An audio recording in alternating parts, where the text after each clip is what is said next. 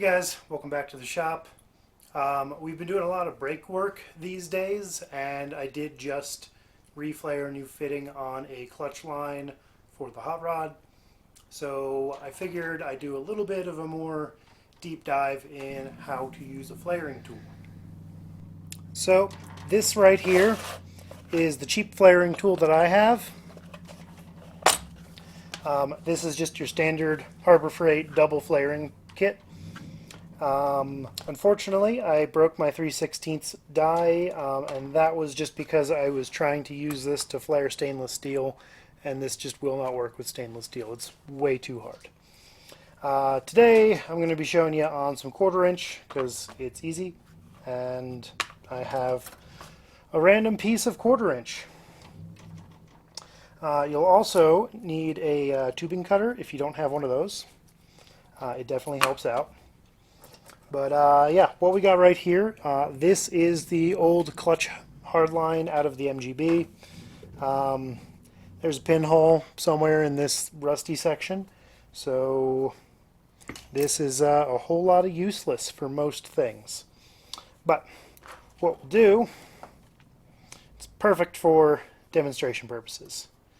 So what we'll do is we'll start by cutting it with our tubing cutter.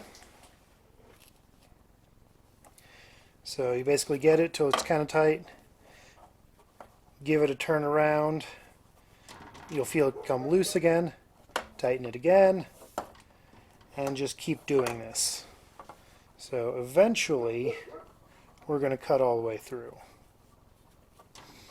But slow progress is the way to go. If you really reef on it, that's how you wear out the dies. But there you go. So, yeah. So what we're going to do, let's just say we're doing a single flare. We're going to take our piece of tubing, put it in the die for 1/4 inch. Then we're going to tighten the wing nuts. Now with a single flare, I don't really know what the stick out is. I assume just a little bit will do ya.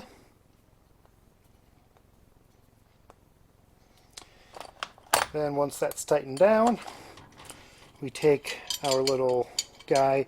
This will just slip around like this and then hook in place. We turn the crank and it drives that cone to make a flare.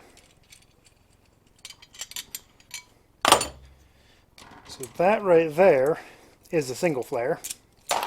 You'll use that for some things. I think some brake fittings, but mostly maybe a clutch or something that doesn't hold back a lot of pressure or isn't, a danger. But what we want to do is a double flare. That's going to be the most common for most older American cars, and really just most older cars in general that aren't using some proprietary who's a what's it. Double flare is the way to go. So what we're going to do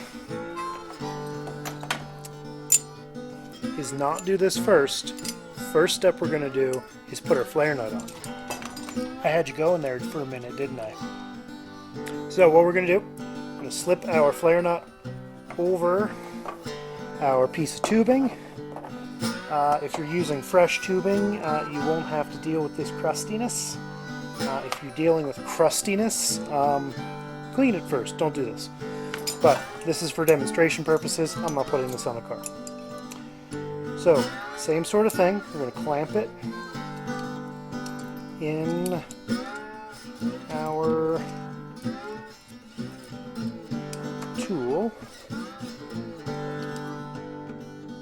Okay, first step, gonna just clean this up a little bit on the wire wheel. That way we've got the best chance of this grabbing. Next thing we're gonna do is that we will slip it into our little holder. And doing a little bit of a bait and switch on you. This is actually a different flaring tool. I just, for the life of me, couldn't get this one to actually work properly. I've used it a few times, and I think the threads on that 1/4 inch are stripped out, so it's just not holding. So trying this guy, it's a little fresher, and I've actually never used this one. I have no idea what brand it is. I bought it for like, I don't know, $5 closeout. So not very expensive. It was at like a discount kind of liquidation tool store. Unfortunately, that store is no longer with us, which is a shame. I really miss places like that. But hopefully this will actually work. Double flaring is the hardest thing to do for these tools. Single flare will do no problem. And that normal Harbor Freight one worked great the first time I used it. Or not the first time, but when I used it earlier on the hot rod. Went in first time, but sometimes, depending on quality and age, the pipes can just be a little bit too hard for it. But anyway, what we're doing, I just started plugging away. This guy, we're going to stick inside there like so, with the little nubbin into the hole. Then there's a little indent for our point of our little screw press to engage. And then we are going to, just going to make sure that these are tight. That slipped. Before I put any pressure on this, I do want to make sure that this is good and tight.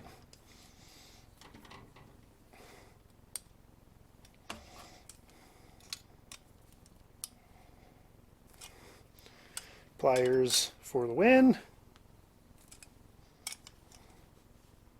Okay.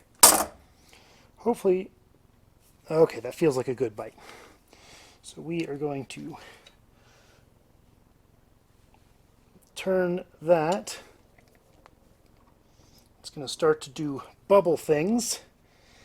And I believe if you're going for a bubble flare, this is where you just stop.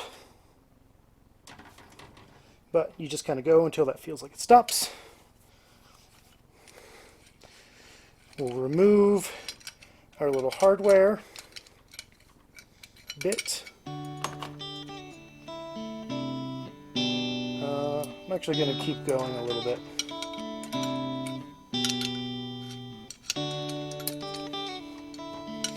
A little bit further than I went.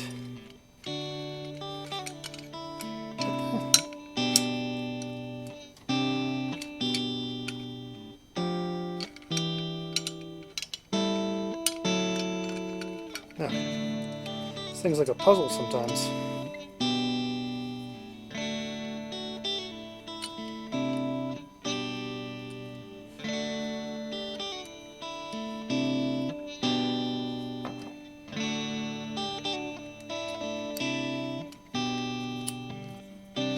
Okay, we're going to keep going with that bubble.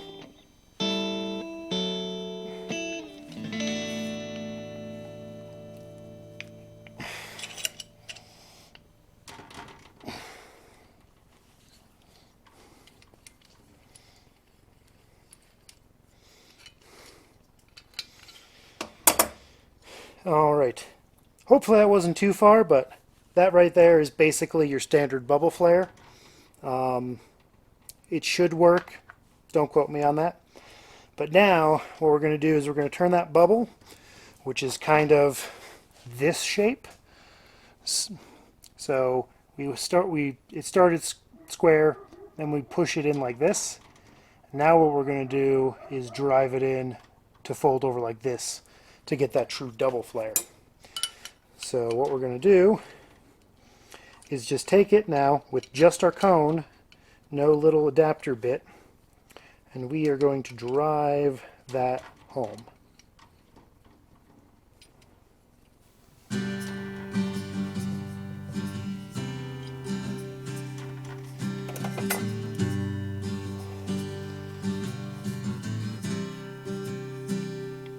And now you can do this on the car. but I don't recommend it. It's a giant pain.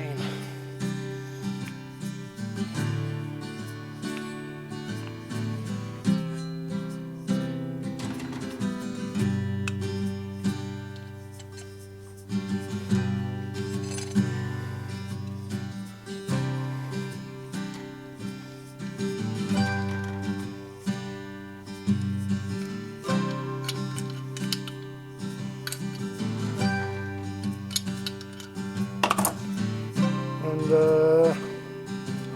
well, best laid plans don't always work.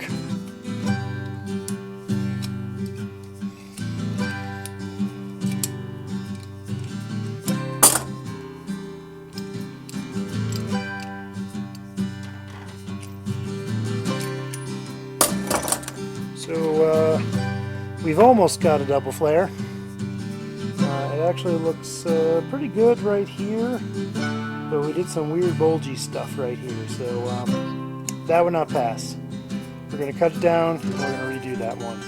Okay, so that right there is what it should like when you're in the bubble section. You can see it's a little more even and uniform.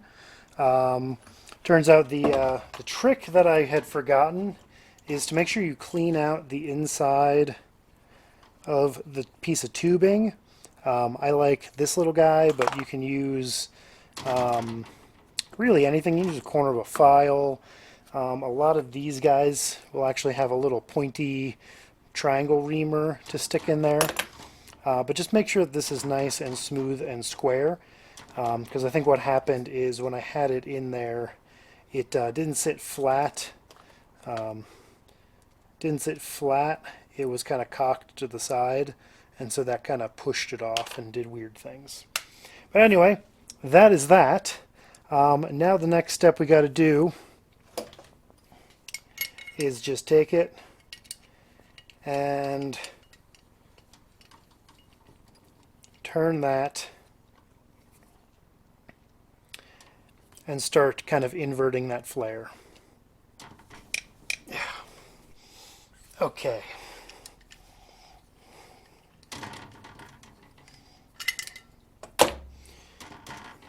So there we go.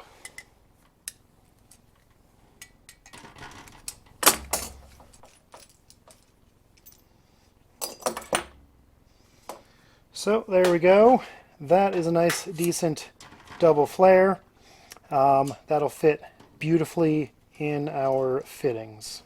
All right, that's going to be it for today. I'll see you next time. Thanks for watching.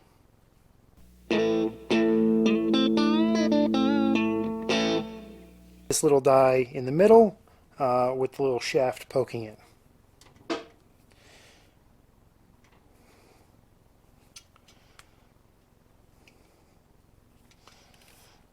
And motherfucker.